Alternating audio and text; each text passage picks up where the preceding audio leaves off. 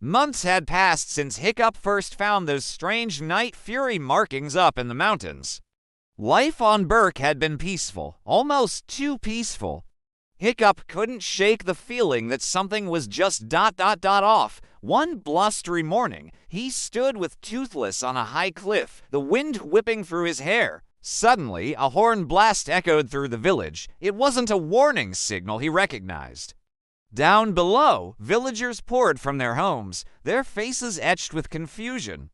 The dragons were just as unsettled, screeching and shifting nervously.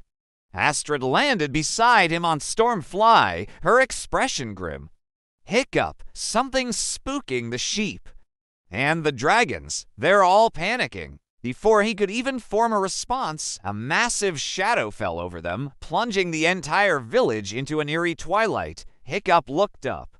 An enormous, swirling storm cloud, glowing with an unnatural blue light, was forming right above Berk. This was no ordinary weather.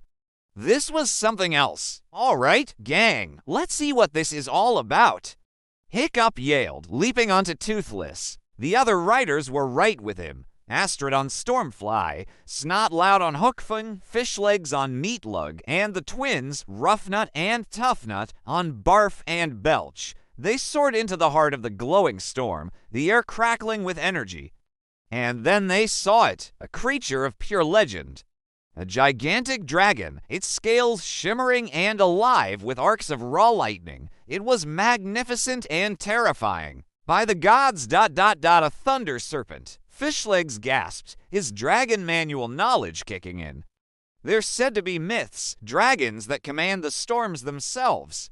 As if on cue, the creature let out a deafening roar, a sound like thunder and lightning combined. It unleashed a barrage of lightning bolts, attacking them with ferocious intensity. The wind howled, threatening to tear them from their saddles. One of the bolts struck Hookfin square in the wing. Snotlout let out a high-pitched scream as his monstrous nightmare spiraled helplessly toward the churning sea below. Snotlout, Hiccup shouted. Toothless folded his wings and dove like a stone. They were gaining on him. With perfect aim, Hiccup threw a rope, snagging Snotlout just moments before he hit the water and hauled him onto Toothless's back. Just as quickly as it started, the attack stopped. The great thunder serpent cried out, not in aggression, but in pain. It looked exhausted, its glowing scales flickering. The magnificent beast collapsed, gliding weakly toward a nearby ice-covered island. Let's follow it, Hiccup commanded, his curiosity now mixed with concern. They landed on the icy shore, finding the huge dragon huddled and scared. Its powerful body trembled. Hiccup dismounted, holding his hands out to show he was unarmed. Hey, he said softly, it's okay. We're not going to hurt you. Toothless walked forward, letting out a series of gentle chirps, a friendly greeting. The thunder serpent watched him, its large eyes softening. It slowly lowered its head and touched its nose to Toothless's. Hiccup, look at her, Fishlegs whispered. She's just a juvenile. She must be lost. And scared, but their moment of connection was shattered. A fleet of ships emerged from the fog, their sails bearing a familiar, chilling symbol, a jagged lightning bolt, dragon hunters. Their leader, a grim-faced man with a scarred eye, stood on the lead deck. That dragon is ours, he bellowed. Hand it over, or face the consequences. Hiccup's hand went to Inferno. Never. The riders rallied behind him, forming a protective circle around the young serpent. You want her? You'll have to go through us. The sky erupted into a chaotic battle. Hunter arrows met dragonfire. Plasma blasts lit up the icy landscape. It was a fierce fight, but the hunters were relentless.